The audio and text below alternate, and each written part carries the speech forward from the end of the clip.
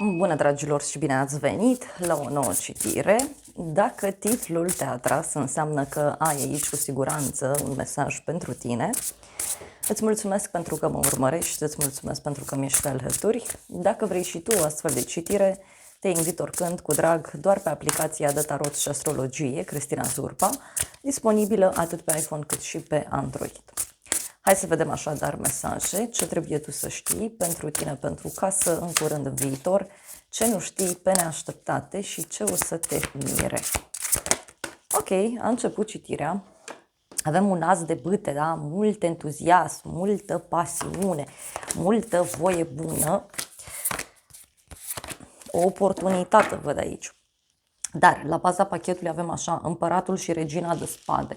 O conexiune cu zodii de aer pentru unii, Gemeni, Balanță, Vărsător și mai avem, bineînțeles, și o legătură cu zodia Berbec. Poate este o perioadă în care ți impui anumite reguli sau pur și simplu din punct de vedere profesional ți se pot impune anumite reguli.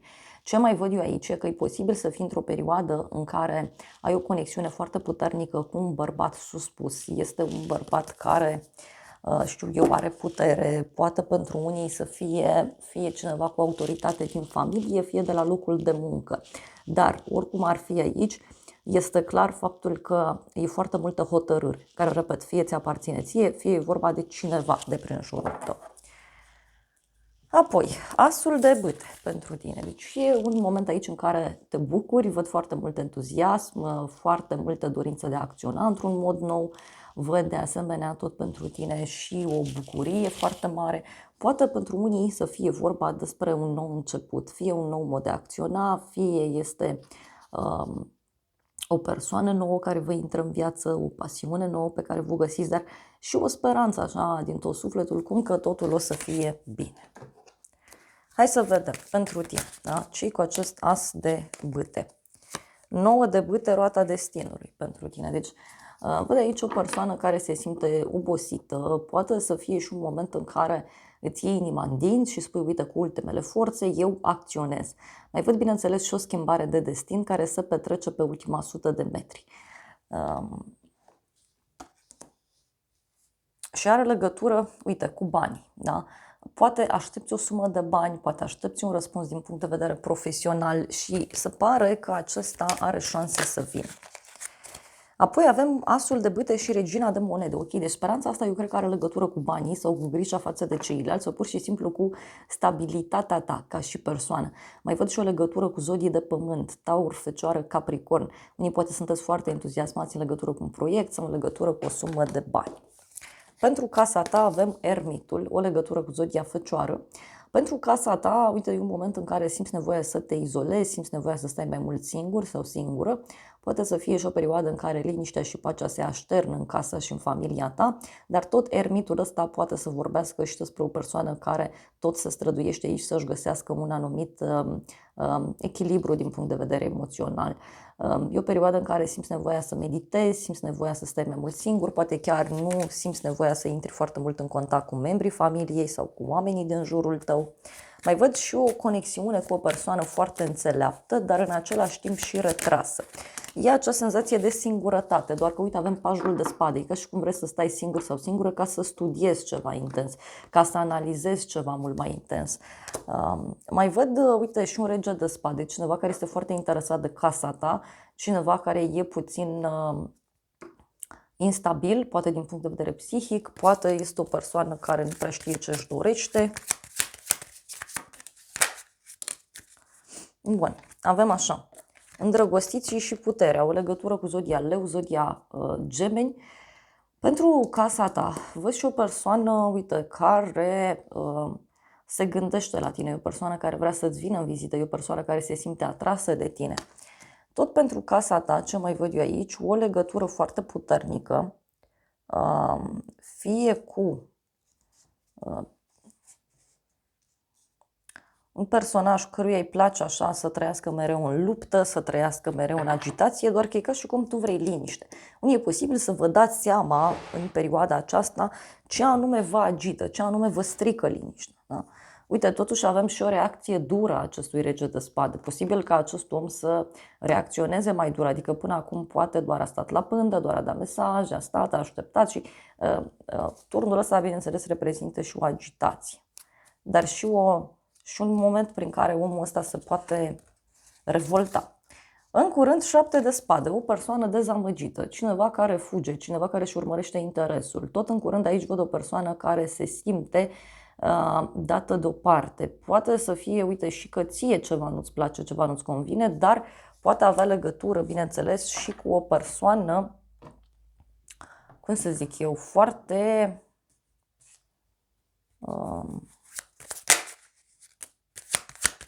ciudată. Da?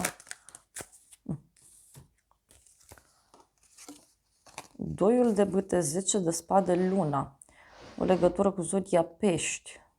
Aici e o trădare, e o dezamăgire legată de o așteptare, legată de un sfârșit, legată de o situație confuză, e că și cineva nu înțelege ce se întâmplă, cineva nu înțelege regulile, cineva nu înțelege despre ce este vorba. Da? E o persoană care, uite, poate să reacționeze într-un mod mai dur, e cineva care parcă nu acceptă un sfârșit, cineva care nu acceptă faptul că ceva nu mai poate funcționa.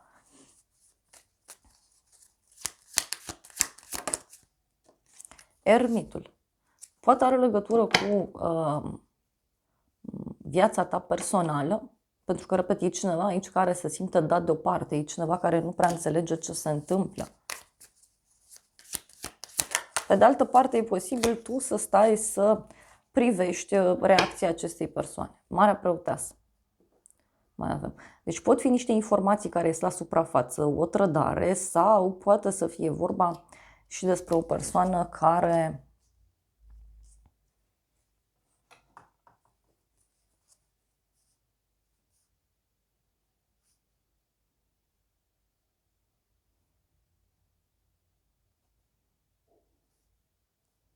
reacționează. Uite, eu cred că are legătură cu regele ăsta de spade în curând. Deci omul ăsta cu siguranță îți va face o scenă. Da? Fie ai o ceartă cu omul ăsta, fie persoana asta pur și simplu răbufnește.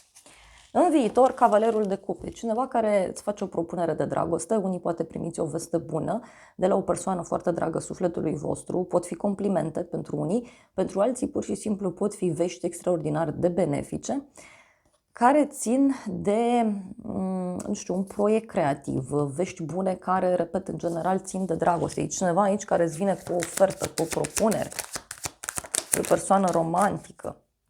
Și avem 9 de spade, 7 de bâte. E un om aici care, uite, se stresează foarte mult.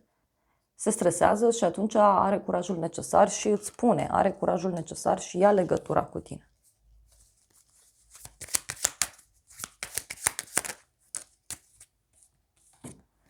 Avem 8 de spade, magicianul, o legătură cu zodia Gemeni, zodia Fecioară în viitor.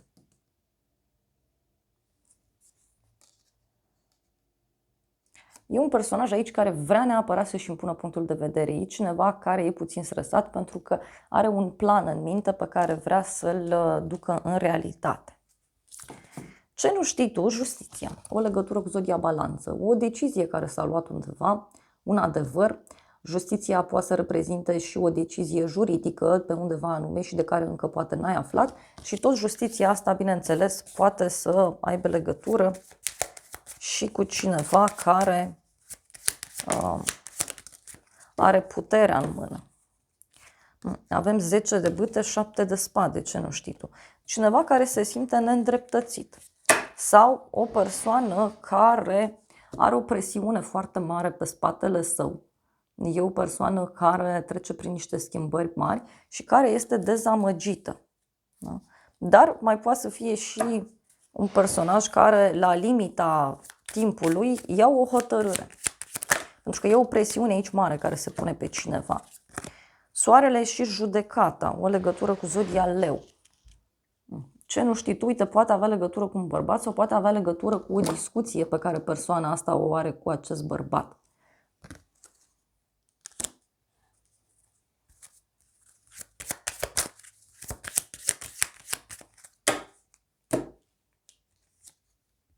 Faetonul. Ce nu știi tu e că cineva aici e pregătit să obțină o victorie, cineva e pregătit să acționeze, cineva e pregătit să vină către tine. Și avem temperanța, o legătură cu un săgetător. Ce nu știi tu, uite, undeva se face dreptate în jurul tău. E și cineva care își dorește liniște și atunci e dispus sau dispusă să ia o hotărâre aici, ceva mai radicală. Ia să vedem despre ce este vorba. Ce nu știi tu despre o ceartă care are loc? O ceartă și o pagubă, o pierdere. Deci două persoane care se ceartă. Două persoane care au parte de o pierdere. Și uite, avem o ceartă, da? Intrigi între femei, o persoană vicleană. Aici, pentru unii, poate să fie, uite, și un conflict destul de puternic pe care eu îl văd. E un conflict în care, uite, tu ești lăudat, ești onorat, adică tu ești bine din situația aceasta și posibil să afli vești despre această neînțelegere.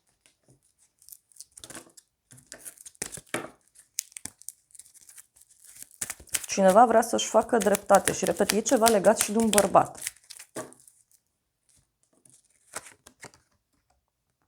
Avem o veste rea și o veste onorabilă. E o discuție aici, repet, agitată, cineva se ceartă, cineva luptă cu toate forțele pentru ceva anume, însă vestea asta e posibil să nu placă, să nu convină.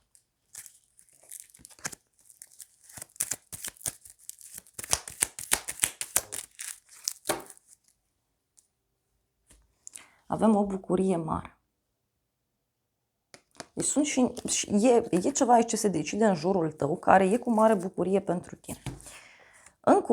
Pe neașteptate, 4 de bâte, pe neașteptate o petrecere, o bucurie, o veste bună care apare undeva pe la amiază și tot pe neașteptate, văd aici o legătură foarte specială pe care o poți avea cu o persoană suspusă.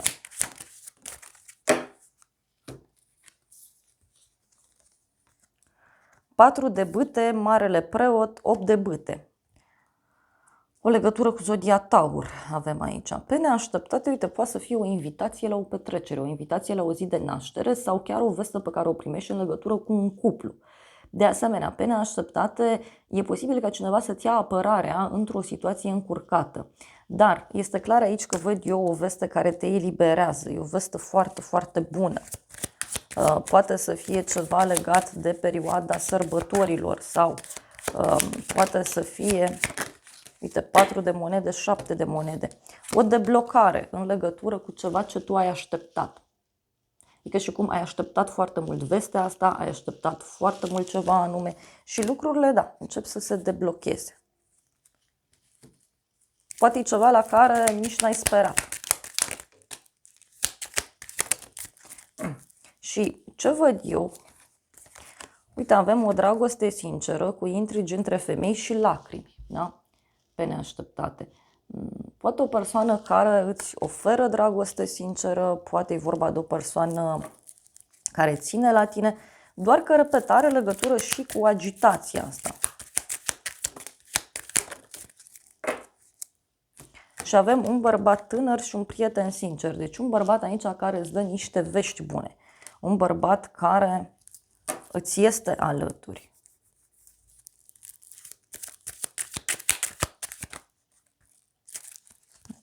Pe neașteptate, uite, o veste despre un final și cineva care te dorește, cineva care te vorbește de bine. Deci eu așa cred că undeva la o zi mare, la o zi sfântă, tu primești o veste foarte, foarte bună. Ce o să te mire regele de cupe? O legătură cu o zodie de apă, rac, scorpion sau pești. Ce o să te mire aici pe tine are legătură cu un bărbat foarte blând, sensibil, iubitor, este o persoană răbdătoare, este o persoană cu sufletul deschis, cineva care își dorește foarte mult aici să se apropie de tine.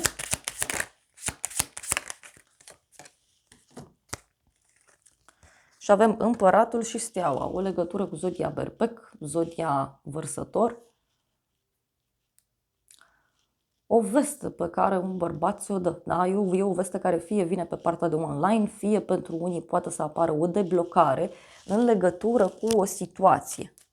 apare o noutate plăcută, cineva care vă dă o speranță, cineva, uite, care zice, gata, eu am făcut dreptate sau eu, gata, am stins acest conflict. Poate să fie vorba și despre o persoană nouă. Da? Că, uite, ce o să te mire e o victorie pentru tine, o bucurie foarte mare. Și are legătură, repet, cu acest bărbat. Ce o să te mire?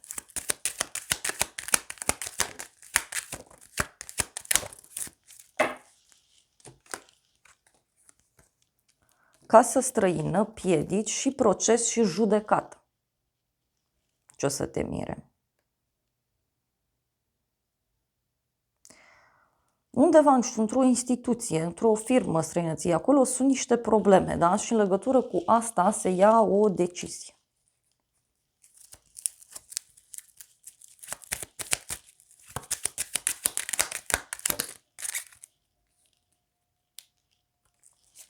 Uite, și aici e o veste care vine din depărtare.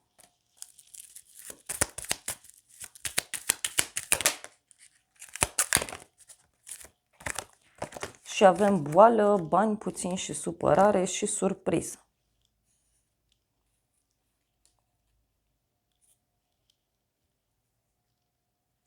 Poate cineva care este la limită, da? Și ia o decizie pe ultima 100 de metri.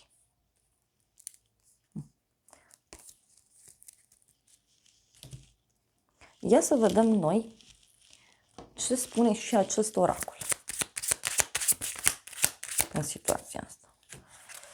Avem așa, dragonul zburător, adaptare, a lumina inima, a găsi, a schimba, lucruri care ies la lumină. Deci aici pot fi și niște lucruri care încep să se arate. Da? Poate niște secrete pe care le afli, poate niște lucruri pe care cineva din jurul tău le află.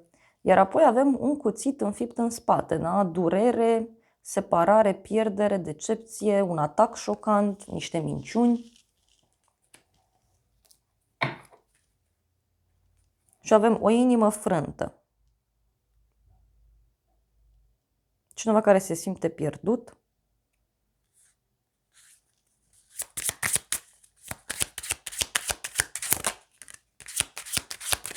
Ei, aici, uite, avem o adicție, da? Codependență, obsesie, posesiune, control, emoții blocate. Deci aici e cineva care are niște probleme foarte mari din punct de vedere emoțional și care, repet, va reacționa. Nu este suficient.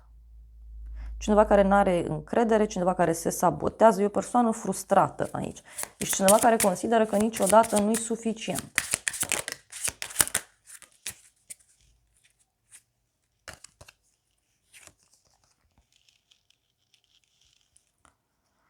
Și avem fotografii. Uită-te la fotografii, este dor de tine, nostalgie. Da, deci cuiva, nu știu, cineva nu se poate detașa de trecut. Cineva se simte, știu eu, trădat. Doar că, repet, e un personaj aici care nu joacă corect.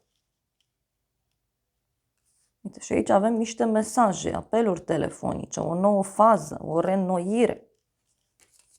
Da. Și cineva nu-i deschis în legătură cu schimbarea. Hai să vedem și un ultim mesaj de aici. Ok, se pare că aici avem o persoană care te place, cineva care vrea să se întâlnească cu tine și posibil ca aceste vești să le primești de la o prietenă. Da? Cineva care vrea să se întâlnească cu tine, cineva care te place și care e dispus sau dispusă să lupte. Da, dragilor, acestea au fost previziunile de această dată. Eu vă mulțumesc pentru prezență, vă îmbrățișez cu drag, sper din suflet să vă fie de folos informațiile și să ne revedem cu bine și data viitoare. Eu vă doresc să aveți parte de o zi sau de o seară cât mai frumoasă.